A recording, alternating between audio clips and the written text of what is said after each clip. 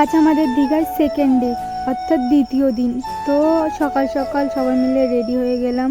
তো এখন সবাই যাব খেতে, কারণ সকালে কিছু না খেলে চলবে না। এবার আমি, বৌদি, দাদা, জামাইবাবু, দিদি সবাই মিলে গেলাম খেতে। কি খাবো বুঝতে পারছিলাম না। তারপর আমরা কচুরি খেয়ে নিলাম সবাই মিলে।